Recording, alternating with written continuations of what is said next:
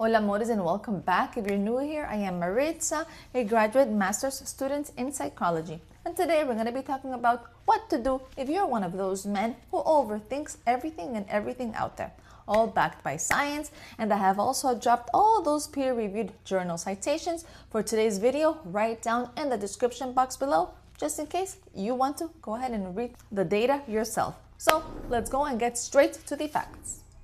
There's a saying in Spanish that goes like this: Si tú lo piensas mucho, lo complicarás mucho más. And it means if you think about it a lot, then you will complicate it a lot more. Okay? So my loves, do you ever find yourself maybe lying awake at 2 in the morning, perhaps replaying a conversation from 3 years ago? Or maybe you spend your hours, long time drafting a simple text message, maybe terrified of how others might interpret it, maybe a lady, maybe someone else.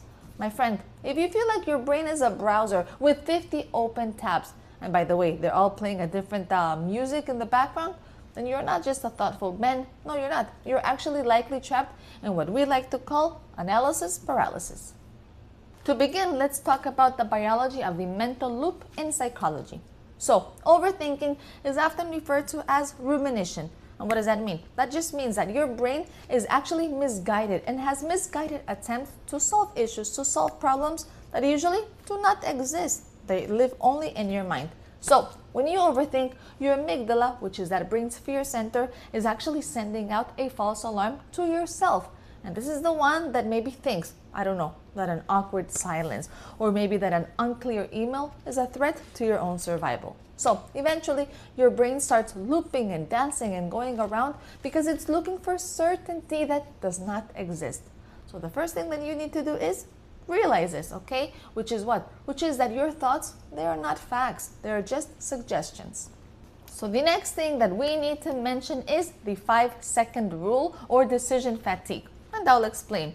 One of the biggest drivers of overthinking is actually something we like to call decision fatigue. So many times we overthink things because maybe we're afraid of making the wrong choice, right? The wrong decision.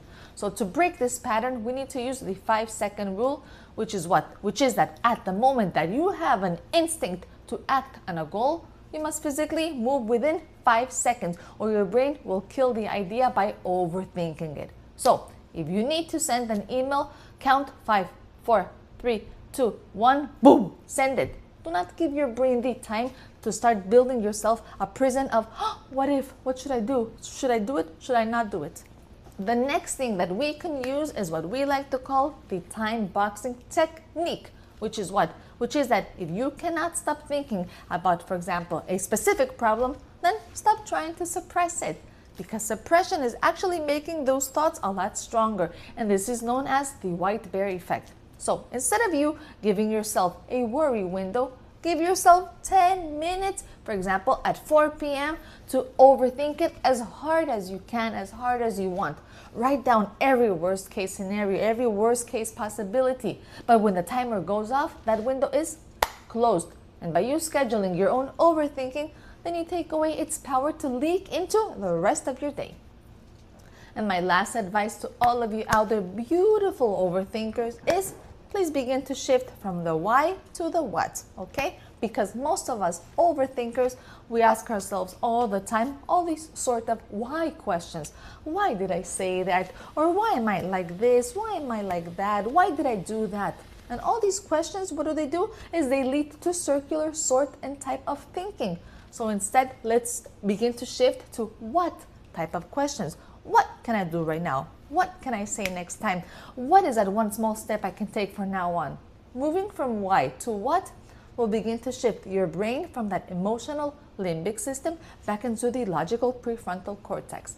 Because this will move you from being a victim of your own thoughts to being the problem solver of your whole life. And just know, my friends, that what? That overthinking, that is the art of creating issues and problems that were never even supposed to be there in the first place. And if you cannot think your way into a new way of living, then you have to think your way and act your way into a new way of thinking, okay? Remember, I love connecting with all of you through Instagram. I also advise you to go check out the channel's membership just in case you want to show me a little bit of support, and go log on to the matchmakingcupid.com just in case you may need one of our matchmaking services. Once again, I am Maritza. Mwah. Till next time. Ciao, ciao, my loves. Ciao, ciao, my amores.